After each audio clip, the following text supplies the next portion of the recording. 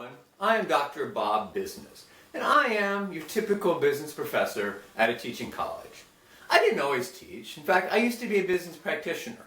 I was an accountant, or maybe I was a marketing manager, or even an information technology director. Then I started teaching part-time, and I went to graduate school. And there I learned a great deal about research and only just a smattering about teaching. In fact, I've only taken one or possibly two education courses in my life. I learned how to teach by trial and error, frankly, and by talking with my coworkers. I'd like to get better. I'd like to learn about the new educational techniques, but I don't even know where to begin. Good day, everyone. My name is Dr. Edward Education. I am your typical teacher education professor. I was a K-12 teacher for a few years, and then I went to graduate school where I was immersed in the world of educational theory, learning practice, and how students learn. I've spent my career studying new educational methods, and I was taught the importance of always sharing my ideas with my fellow practitioners and learning from them. Every day on the job, I receive emails and newsletters with the newest and the greatest teaching tactics. I feel confident that I know where to go to improve my performance in the classroom. Bob Business again, and I found 7 business education journals that had published articles about using social media as an educational technique since 2010. There were 4 articles on Facebook, 5 on Twitter, 0 on Pinterest, 3 on LinkedIn, and 14 that were general social media articles about focusing on any particular platform. So there were a total of 24 articles published in business education journals. Dr. Edward Education again, and I found 14 teacher education journals that had published articles about using social media as an educational tool since 2010. That compares to the 7 business education journals. So of those articles, there were 21 articles about Facebook, 17 about Twitter, 0 about Pinterest, interestingly enough, 0 about LinkedIn, and 26 general articles about social media that didn't identify any particular platforms, for a total of 66 articles compared to the 24 articles published in business education journals. Interesting. Let's look at some specific social media platforms and some specific articles that have been published.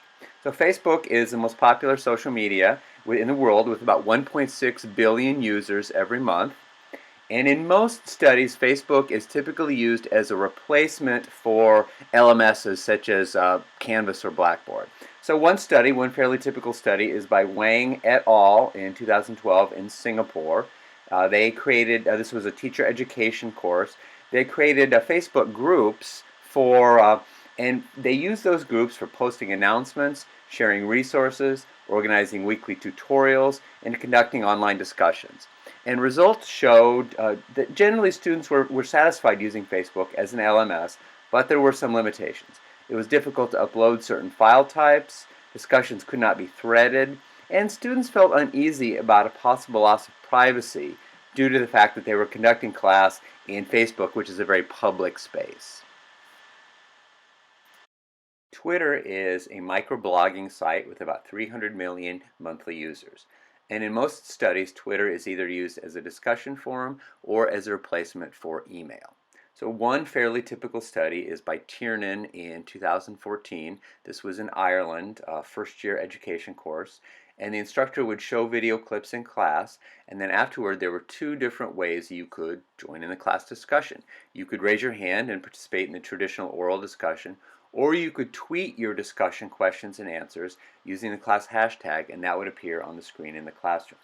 About 1/3 of students did participate in the Twitter discussion, and findings indicated that timid students were more engaged using Twitter than they would have been in a traditional classroom discussion.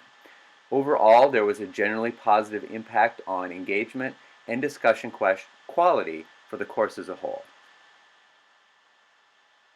Pinterest is an online bulletin board with about 100 million monthly users. It's one of the fastest growing social networking sites. And I was surprised because there are no peer-reviewed journal articles in teacher education journals about using Pinterest in the classroom. My colleagues had said that this was a widely used technique, but apparently either the articles are still in the pipeline and are coming soon, or no one's taken the effort to actually assess Pinterest use and write about it yet. So that could be coming. Interesting. But tell me, how does the business program at College of St. Mary use social media?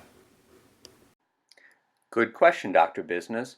The first section of my research was on the macro level, simply counting numbers of articles published. The second half zoomed into the micro level, examining how the business and teacher education programs at CSM used social media as educational tools. And the business faculty are personal users of social media, and we make sporadic use of it in the classroom. For example, in the business communication course, students are required to sign up for LinkedIn and to generate a certain number of LinkedIn connections, post a certain number of times, post certain kinds of content in their LinkedIn account. In the strategic communication course, students create communication plans with social media as the preferred methods, and then they set up the implementation of that in Facebook or Twitter or whatever they choose. But there really is not a strategic plan. There's no consistency for how social media is used. It's not part of the way we assess the success of the program. So right now we are casual users or possibly just sporadic users of social media. A lot to think about there. But what I really want to know is, how does this compare to how the teacher education program uses social media at the College of St. Mary? That's a good segue, Dr. Education. The teacher education faculty members were all K-12 teachers at one time, and all have been trained in educational theory and attempt to stay up to date on emerging ideas. And for my research, they provided me with multiple examples of how they use social media in the classroom. Let's start with Facebook. Students in the educational research course learn how to conduct surveys and other basic types of research, and then after they develop a 5-question survey in class and test it with classmates, students place their surveys on Facebook and ask their friends to complete them. This is obviously a non-probability sample, but this has allowed students to generate convenient samples of 75 to 100 people, and it also shows them potential new ways to conduct research, and it also gets their friends and mom and grandma involved in their education, which has to be a positive thing. In Twitter, senior undergraduates in the History, Philosophy, and Trends in Education course create a class hashtag at the beginning of the semester, and then students are required to find relevant articles, tweet them out, and lead a discussion about their article each week. And they have to read all classmate tweets. And the most positive outcome of the experience is that students frequently are retweeted and followed by others both on campus and off campus. This includes lots of graduates and just includes teachers in Nebraska and nationwide who have just somehow found this discussion and joined in. So the students are able to interact with teachers on a statewide, sometimes a national basis. And this is the best aspect of Twitter, that you can carry the conversation from the classroom out into the wider world. Finally, let's talk about Pinterest. There haven't been any articles published, but Pinterest is used in the classroom. In the children's literature course, students have always created a curated collection of children's books using whatever the technology was at the time. And today they use Pinterest for this assignment. So they find 25 children's books in 7 different literary genres, and then they have to pin them to a special pin board. And for each they create a caption that summarizes the themes of the book, the appropriate grade level, and how a teacher might use that book in class. And this assignment is assessed using a rubric that measures professionalism, writing, appropriate age levels, and summarizing skills.